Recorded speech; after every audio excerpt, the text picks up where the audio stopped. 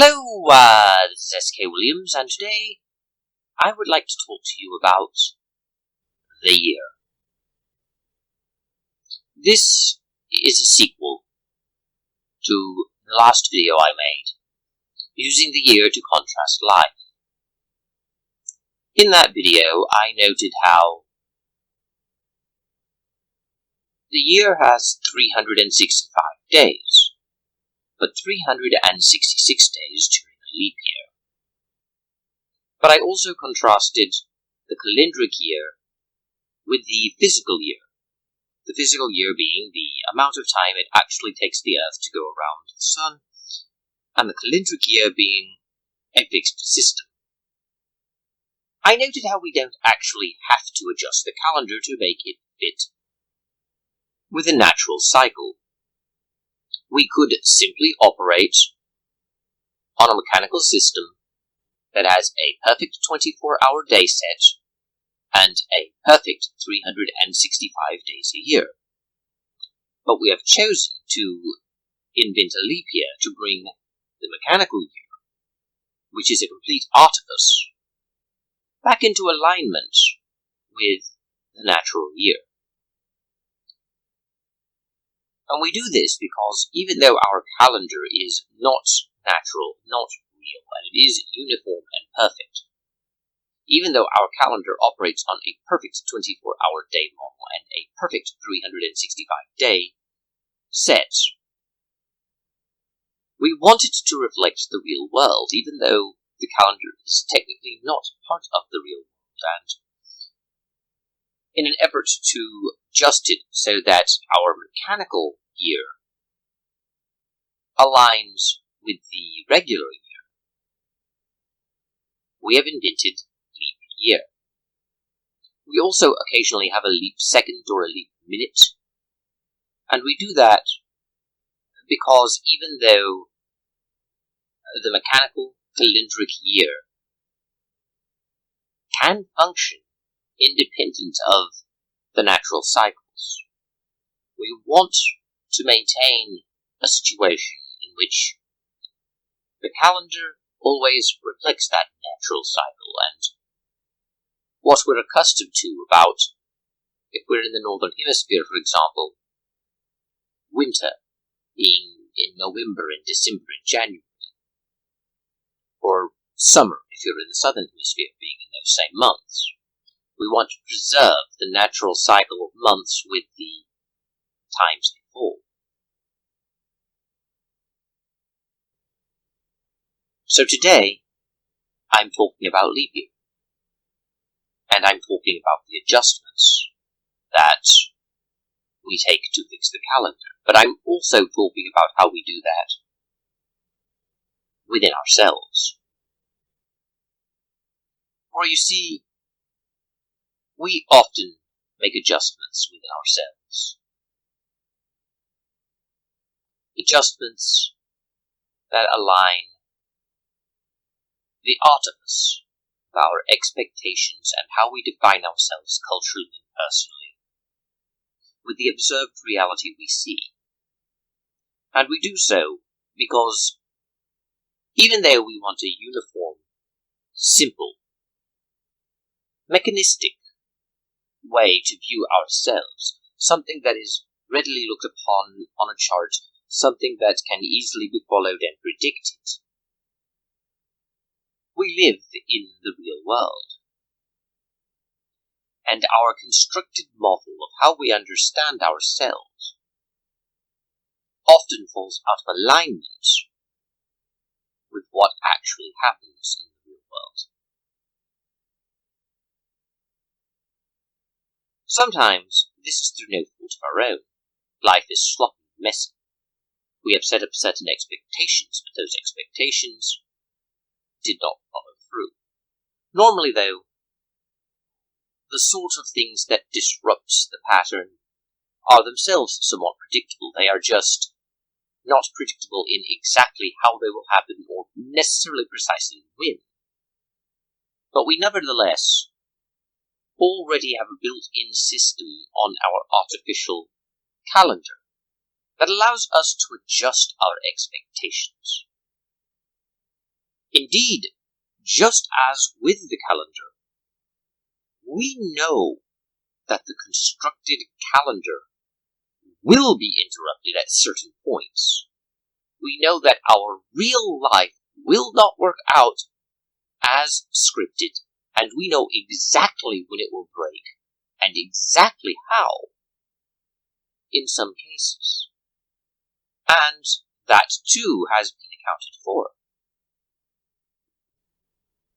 But today I would like to talk about those adjustments because, unlike the calendar, which has certain anticipated variances which, for the most part, outweigh any that we won't anticipate because things do seem to work on a predictable pattern, which isn't to say that it is utterly impossible to be taken by surprise. For all we know, for example, an asteroid could strike the Earth, which causes it to fall out of our expected rotation and forces us to make adjustments we weren't planning on, or other such things could happen. When it comes to the actual calendar, we can easily predict most of the changes that we will likely experience, at least within any given lifetime. But when it comes to the internal calendar, when it comes to our expectations of life and what to expect in it, some of those changes are also predictable, such as growing older, retirement, things like that, while others aren't as predictable but are still within the realm of predictability, such as maybe we will get a disease like cancer, something we wouldn't specifically plan on happening at a certain point in our life, but which we know might, and which we might take certain precautions. But in life, there's more than just things we know will happen, or at least most likely will happen, and things that we can anticipate could easily happen. There's also things that take us utterly by surprise. But what makes man interesting is how he can take his calendar, the way he expects life to work, and try and force his life to work that way, even when it doesn't. Or how he can easily adapt that calendar to the new situation, unless there's a catastrophic departure, and even then to create a new calendar. It seems man is an odd creature, though. It is rare to see someone who lives their life without a calendar. It is rare to see someone who simply tells the passage of time by the sun, the moon, and the stars, and by the changing of the seasons. Most of us want that physical piece of paper on the wall, or in the modern age, we want that display on a computer screen or on a cell phone.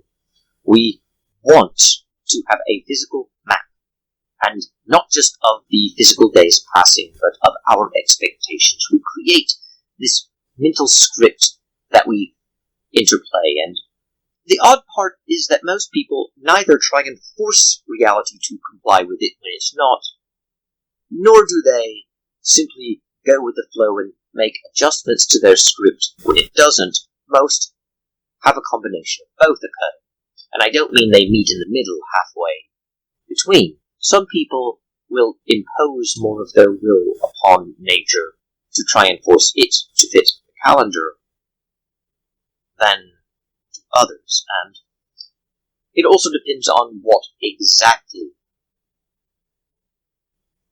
they're dealing with in life. Some people are more willing to adjust to new situations in one regard than in another. Some people, for example, are much more willing to adjust what they do for a living than what they believe philosophically or religiously, or some, it's the other way about, willing to change their religion, the drop of a hat, but refusing to change their career path, even if it's revealed that they are simply not good at it, even if they're not even happy at it, because they have scripted their life, and this is what is important to them. It is what gives them meaning. It is what gives them purpose. We write this script And while we know it will need revision as it goes along, like an author writing a film script and part of it just doesn't work, or the actors just don't work, or they run out of budget to film there, or they lose permission to film in a given area, or they can't film there because they lost time or they need to do reshoots. We will adjust our script, but like scriptwriters, we often have an idea of what we want to say in our script. Some scriptwriters want to send a message in their script, and they're willing to change incidental details so long as it doesn't change that theme, and they try hard to make the film go the way they want it to. And unlike a novel, unlike a comic book, unlike some audio drama that you would perform, if you're filming a movie, it is not just your thoughts on paper. It is your thoughts being taken onto paper and given to others to bring to life. Others who will make minor alterations in delivery than the way you imagined it. Others who may change the dialogue here or there as well. Others who make alterations because they think the story is better this new way. You may not care. You may not care about the script. But if you do, you may not care here or there about minor things. If you write, "I will go now to my destiny," and the actor says, "I'll go to my destiny now," making a slight change, you may not care about that. But you might care. You might. If the actor decides to take a character you meant to be courageous and make him into a coward. Or vice versa. A character you intended to be a coward to prove a point, made brave. And it may not even be him changing the words you wrote, it may be him simply delivering the lines a certain way. These alterations are like calendricoins that I'm talking about. They are outside of your control to a great extent. They are outside of you. We must ask if we can accept these changes. Sometimes we're forced to, because we can do no other. Granted, sometimes screenwriters do have some say in how their scripts are treated. This is especially true if you're dealing with a novelist who wrote a novel and then wrote the screenplay for the novel, or, for that matter, even if an author writes a novel and does not write the screenplay, he may retain a certain degree of creative control, which can even be considerable, it can even be total. But some screenwriters, once they turn in the script, have no say over how it is treated from that point on, and what is actually shot may be totally different. The only say they have in modern film is whether or not their name is actually attached to it. That is, if they didn't retain creative control of any aspect of the script. So what do you do when you see your script made? Even if you have creative control, if it is not total, you may have to allow some compromise, and even if you have total control, even if you're the director as well as the screenwriter, even if you're the producer, the director, and the screenwriter, do you really make all the actors go over every line until they have delivered them both, word for word as you have written them, and exactly as you have imagined them? Or do you allow some compromise, some change here or there, so that the actors won't present you so that you can make deadline and budget? This is what the leap year is for. And it's not just for writers, it's not just for calendars. I don't know what it is about humanity exactly that makes them need to construct this artifice, but it seems man cannot understand himself within nature. He has to create models, intellectual constructs that represent himself and his world around him. This is indeed what science does with its theories. Contrary to how most people would talk about it today, no theory is actually true. All theories are just models and ideas that are supposed to parallel reality but are not reality. But it's not just science that does this out of need. We do this already. We create intellectual models that tell us who we are, how to live, how the world works, and these models run parallel to reality, but they are not reality. Man seems to need these constructs, though, because they go beyond simply explaining what he sees, and they give meaning and purpose. But man does not live in the moment, and man does not live trying only to think about what he knows. He builds these models to show interrelationships and connections. This has served man well, as it has allowed him to broaden his horizons and scopes. I'm not saying it's the only way to do so.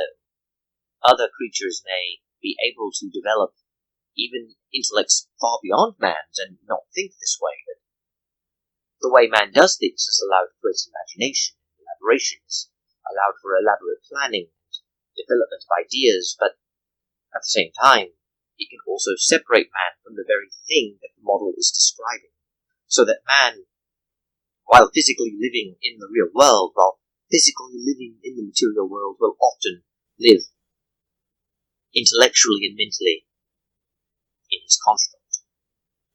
Militant atheists love to say this about religion, since religion causes you to live in a fantasy whilst they live in reality, but the truth is they live in their own fantasy as well. They have their own construct where they're more intelligent, more rational, and more educated than everyone else.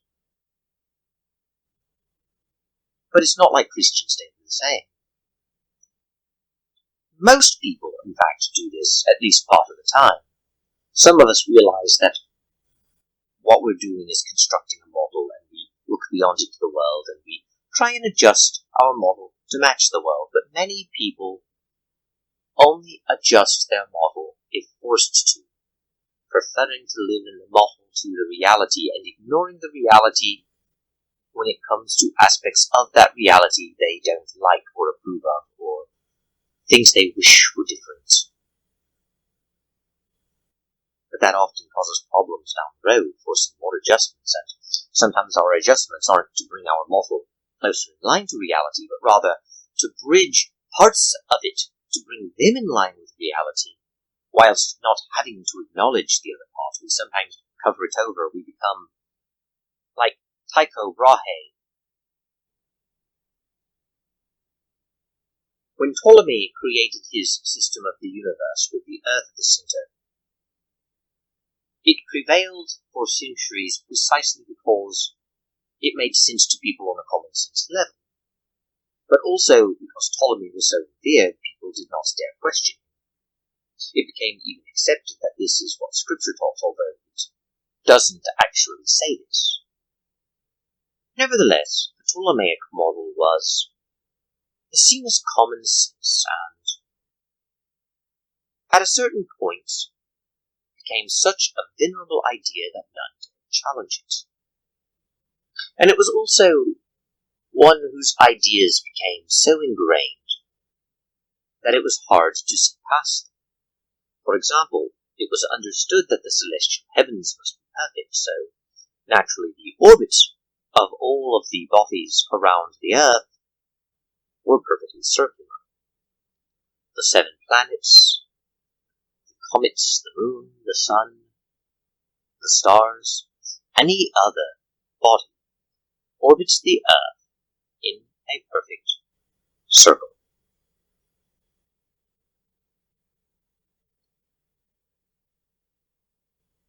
This system, though,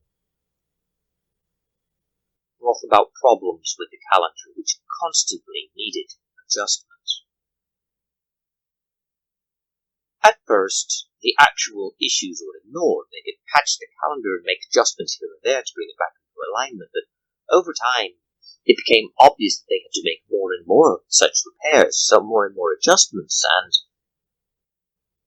the adjustments just weren't working like they used to, so they needed to come up with a new cosmological model. But no one seemed willing to look past the Ptolemaic model, until Nicolae Copernicus came along. Contrary, of course, to the popular mythology, Copernicus did not completely reject the Ptolemaic system, though himself. He still viewed the universe as mathematically principled and perfect, still believed the orbits must be circular. But the more he worked on the calendar, the more he could not justify this. But most importantly, he could not justify keeping the Earth at the center of the universe. So, he placed the Sun at the center of the universe. Most people realize that's not true today, but they don't seem to realize the other aspects where Copernicus himself was still reliant on previous models. He is still thinking through the Ptolemaic lens, even if he is departing from it and modifying it. Copernicus did not reject Ptolemy and look at reality and come up with the truth. He looked at the Ptolemaic model, compared it with reality, and tried adjusting the model. We often see reality through the model that we are using. And when Copernicus came up with his system, where the Sun was the center of the universe, he initially still had everything going in perfect circles around the Sun. This, in turn, also didn't work, so he came up with a new model in which everything is still going essentially and ultimately in a perfect circle, but it's interrupted by epicycles, which cause it to go in a slightly different way, but still on a mathematical rhythm. It may be that the objects are not going in a perfect circle around the Sun, but they are still going in a system that is mathematically precise and would be a circle if not for these interruptions, which themselves are regular and intervalled, much like writing a symphony. Nevertheless, Copernicus came up with a system that was a step forward, but it is still Copernicus adjusting the Ptolemaic model to match the observed reality, not Copernicus rejecting the model to see the reality for itself. And once his model was created, that became the way he and other adherents viewed it as well, through the Copernican lens, and not directly at reality. Man seems to need his calendars to determine his days, after all. But some could not let go of the concept of the Earth at the center, even while acknowledging what Copernicus had said about how the model could not fit reality and it is becoming flawed. Enter Tycho Brahe, who came up with a way of salvaging the most important element of the geocentric model, the Earth being the center of the universe, whilst aligning it with the observations that forced Copernicus to adjust the model by placing the Sun at the center of the universe. Brahe left the Earth at the center. He had the Moon orbit the Earth and the Sun orbit the Earth, but all of the other planets orbited the Sun, at least part of the time. There were variations of this model, but while some had the planets orbiting the Sun, and only the Sun, whilst the Sun orbited the Earth, and others had them orbit the Sun part of the time, and the Earth part of the time in the epicycles, the main point remained. Brahe had created a system that, whilst not perfectly salvaging the Ptolemaic model in its entirety, still preserved its essence, and still preserved the Earth at the center of the universe. And most of the listeners here don't think there's anything odd about the way I said that. But there is. Preserving the Earth at the center of the universe. But that is an odd way of saying it, if you think about it. At least if you think about it with pure logic and not as a human typically does. You see,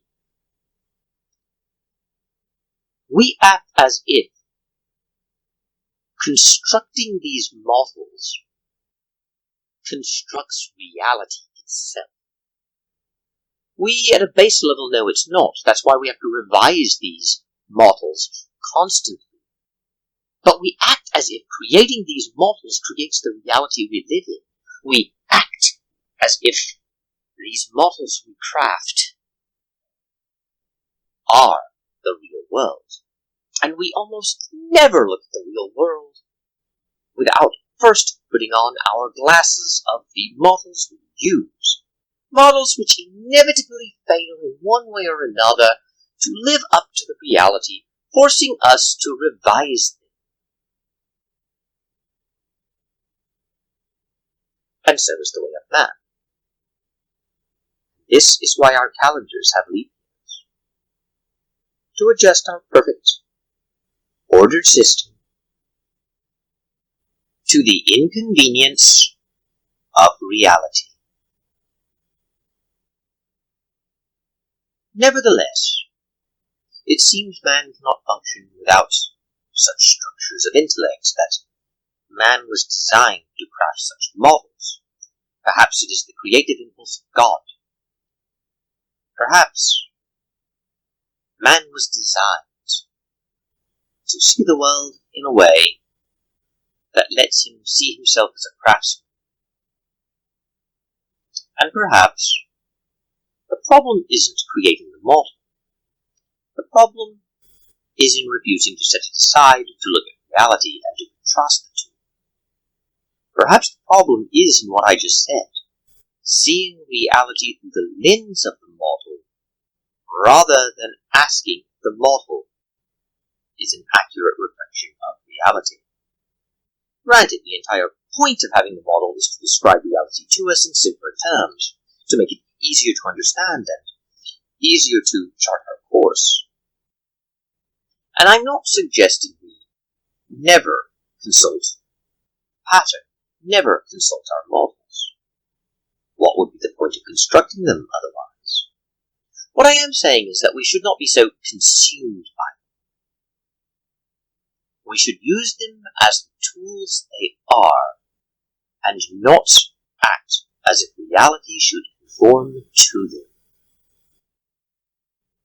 We should accept reality on its own terms, and use our models as maps of the reality, and not as lenses to view the reality through. Leap year is very helpful, for having fixed calendar days lets us have a fixed modern schedule and lifestyle, that we should always be mindful of how the planet actually orbits the sun. We should always be mindful of leap year. I don't have much else to say, so I shall be signing off now. I hope you have appreciated my little talk, and I hope that it has in some way benefited you. I shall take my leave of you now. Thank you, God bless, and goodbye.